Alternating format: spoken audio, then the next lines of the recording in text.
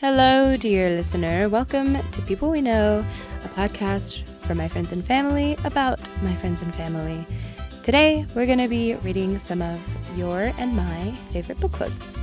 And we have a J.K. Rowling alert right here at the top. So, alert, J.K. Rowling incoming.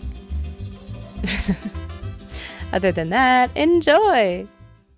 Hey, so we're going to start with my favorite book quotes, because I've been writing them down on this Google Doc for like a year now.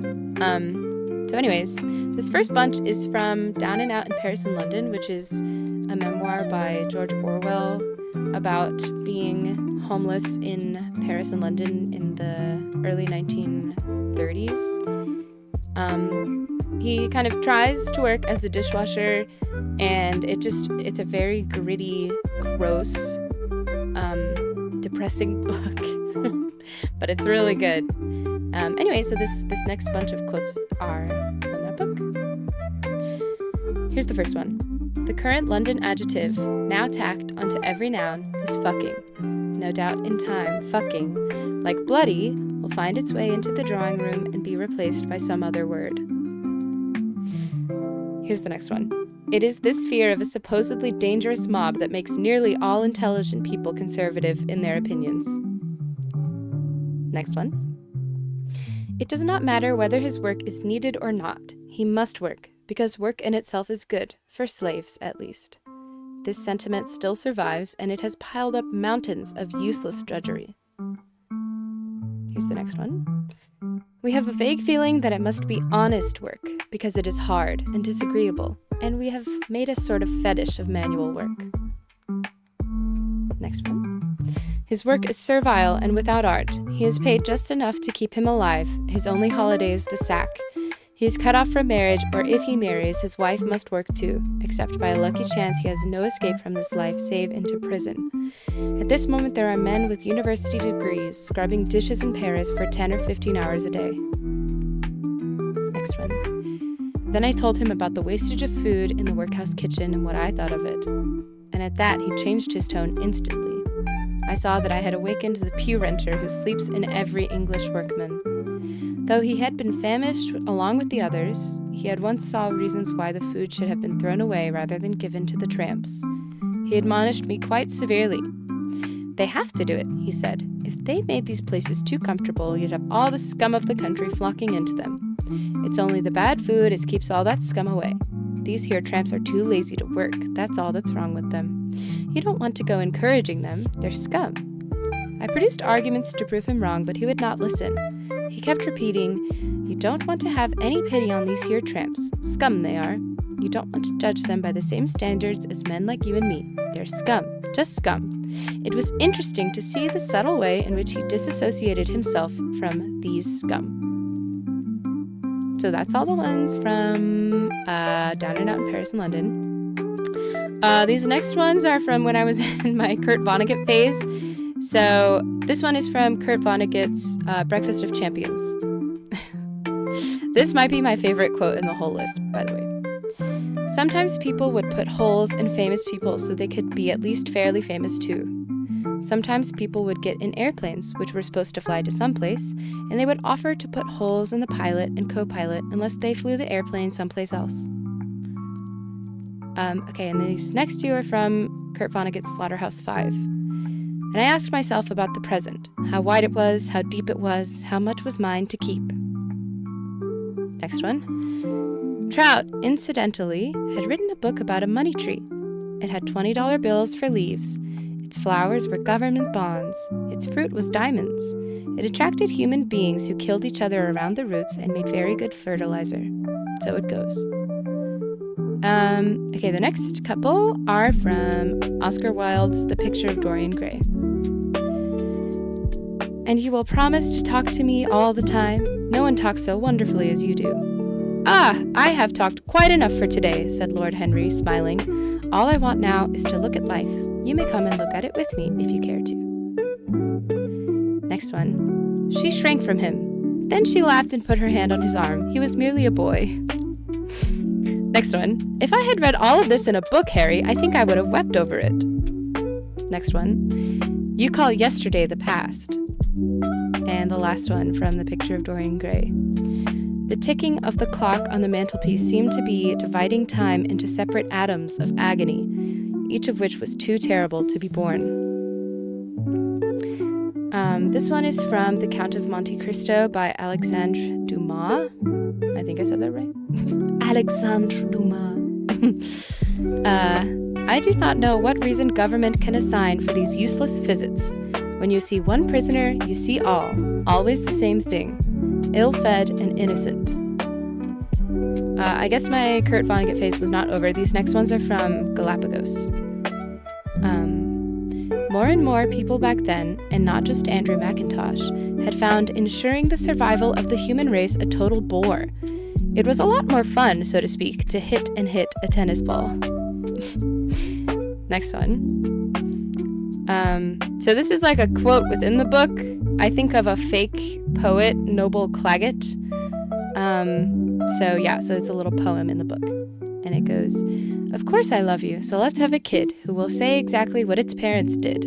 Of course I love you, so let's have a kid who will say exactly what its parents did. Of course I love you, so let's have a kid who will say exactly what its parents did," etc.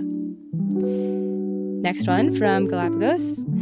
After Mary Hepburn showed her film about the great frigate birds and the window shades in the classroom were raised and the lights turned back on, some student, again, almost invariably a male, was sure to ask, sometimes clinically, sometimes as a comedian, sometimes bitterly hating and fearing women, "Do the females always try to pick the biggest ones?" Another one from Kurt Vonnegut's Galapagos. Apologies for momentary brain failures were the staple of everybody's conversations. Whoops, excuse me. I hope you're not hurt. I can't believe I did that. It happened so fast I didn't have time to think. I have insurance against this kind of a thing. And how can I ever forgive myself? And I didn't know it was loaded, and on and on. This one is from Donna Tartt's The Secret History. He, an alleged psychologist, noticed not one of the 10 warning signs of nervous collapse or whatever it was that he was educated to see and qualified to teach. These next two are from more Kurt Vonnegut. Play Your Piano is the book. Her part in the dance called for her only to lie there motionless while Paul approached and fled in frenzied random action. Next one. Oh, this is one of my favorites. "What have you got against machines?" said Buck. "They're slaves." "Well, what the heck?" said Buck. "I mean, they aren't people. They don't suffer. They don't mind working." "No, but they compete with people." "That's a pretty good thing, isn't it? Considering what a sloppy job most people do of anything." "Anybody that competes with slaves becomes a slave," said Harrison thickly, and he left. And this one is from The Invisible Life of Addie LaRue by V.E. Schwab, which I haven't finished because I don't like it very much. But, it does have some nice quotes. Here's this one. "And yet, the time between Thursday night and Saturday afternoon is merciless. Every second doled out with the care of an old woman counting pennies to pay for bread. Not once does it seem to quicken. Not once does she lose track of it. She can't seem to spend it or waste it or even misplace it." These next two are from Little Weirds by Jenny Slate. Shout out to Abby for lending me that book. "I have Thai food that is so spicy that I start to sweat and breathe in and out like how ladies do Lamaze breathing while having a baby in a movie in the 1980s.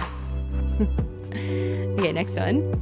"I am just one woman pulling an ancient cultural root out of her spirit, and I am not a doctor or a shaman, but I can say, just as a citizen and an ally, that nothing will happen to your penis if you stop being a misogynist." This next one is also from The Invisible Life of Addie LaRue by V.E. Schwab. "Other people would call him sensitive, but it is more than that. The dial is broken, the volume turned all the way up. Moments of joy register as brief, but ecstatic. Moments of pain stretch long and unbearably loud. His heart has a draft. It lets in light, it lets in storms, it lets in everything." Okay. This next one I wrote kind of as a joke. I have this life goal to read every major religious text because I find religion interesting, And last year I read the Bhagavad Gita, and I'm going to try and read one every year, but I haven't read one this year.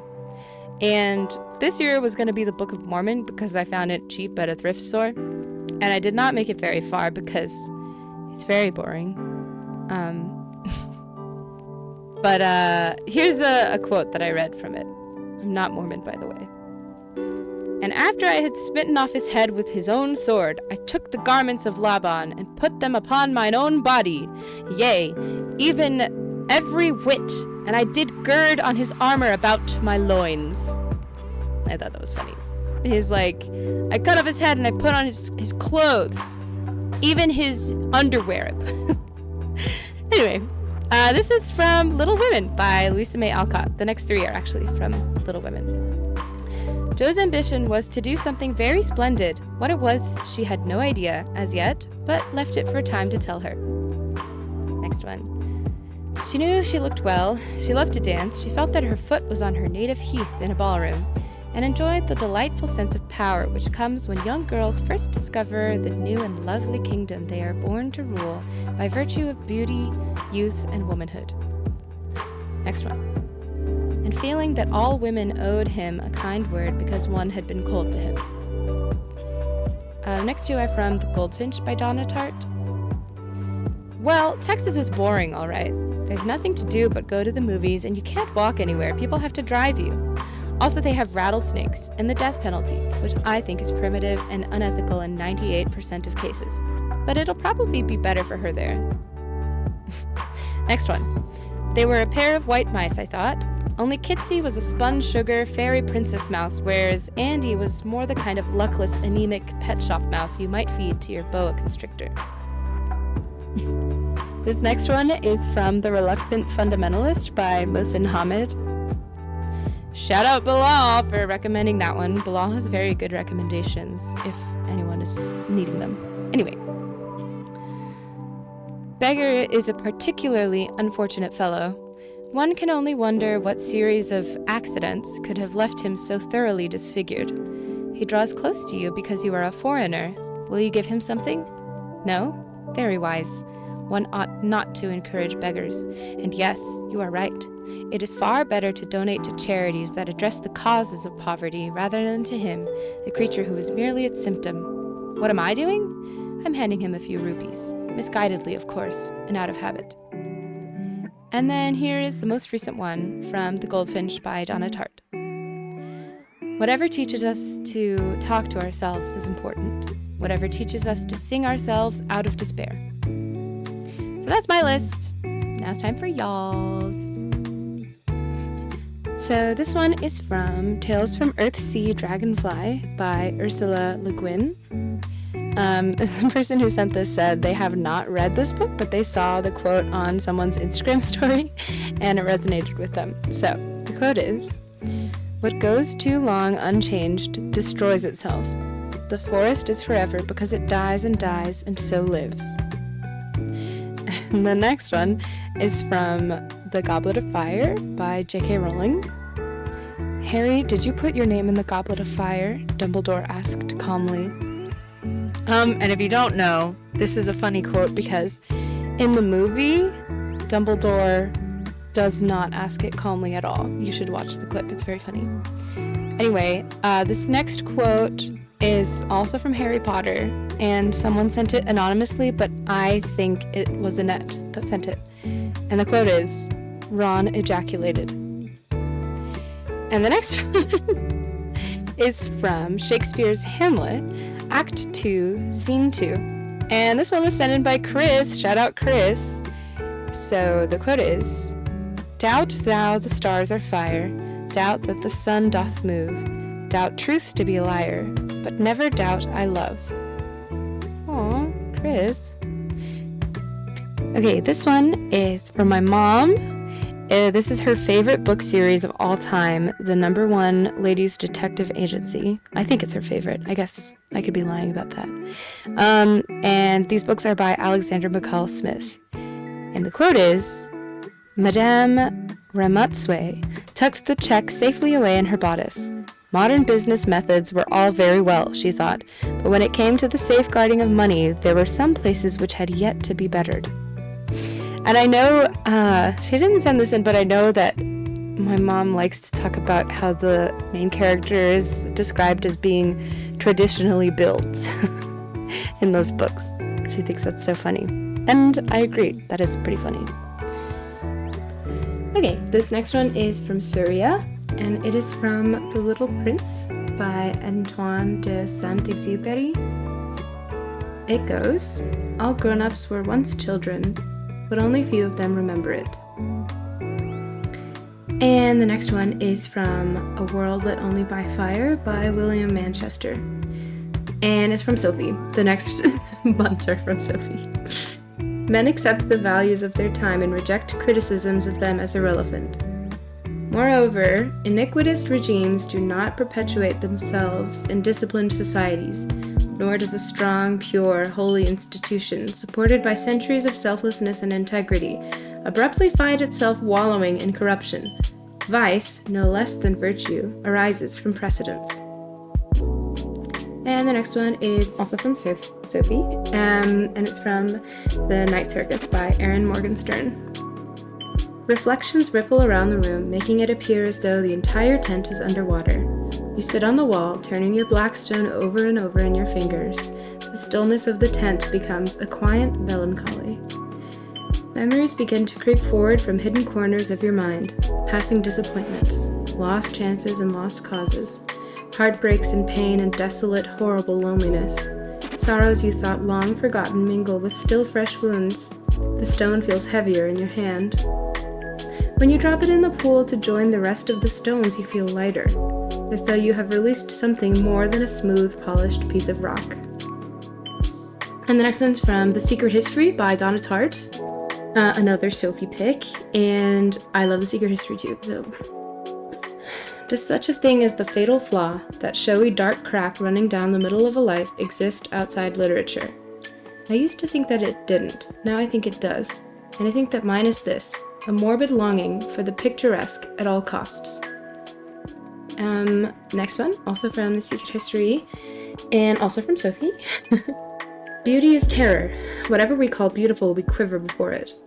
And what could be more terrifying and beautiful than to lose control completely? Euripides speaks of the Maenads, head thrown back, throat to the stars, more like deer than human being. To be absolutely free. One is quite capable, of course, of working out these destructive passions in more vulgar and less efficient ways. But how glorious to release them in a single burst. Next one, also from Sophie, also from The Secret History. If we are strong enough in our souls, we can rip away the veil and look that naked, terrible beauty right in the face. Let God consume us, devour us, unstring our bones, then spit us out reborn. Next one from The Secret History. Forgive me for all the things I did, but mostly for the ones that I did not. Next one. Guess what? Secret History and Sophie. And how did they drive people mad? They turned up the volume of the inner monologue, magnified qualities already present to great excess, made people so much themselves that they couldn't stand it. Next one. Secret History and from Sophie. One likes to think there's something in it, that old platitude, amor vincit omnia. But if I've learned one thing in my short, sad life, it is that that particular platitude is a lie. Love doesn't conquer everything, and whoever thinks it does is a fool. Next one is from Sophie's mom, Melanie, and it is from Their Eyes Were Watching God by Zora Neale Hurston. A ship on the horizon has every man's desire on board. And somebody sent this one in. They didn't say what book or author it comes from, but you might be able to guess from the quote, which is, "And so it goes." And then next one from Sophie is from Cry the Beloved Country by Alan Paton. In the deserted harbor there is yet water that laps against the quays. In the dark and silent forest there is a leaf that falls. Behind the polished paneling the white ant eats away the wood. Nothing is ever quiet except for fools. And the last one, also from Sophie and her mom, also from Cry of the Beloved Country. I have one great fear in my heart, that one day when they are turned to loving, they will find that we are turned to hating. So those were all of the quotes that I have in my Google Doc and that people sent me. I hope you liked them. If you liked this podcast, you should write a novel. And you could also read one, I guess. Bye.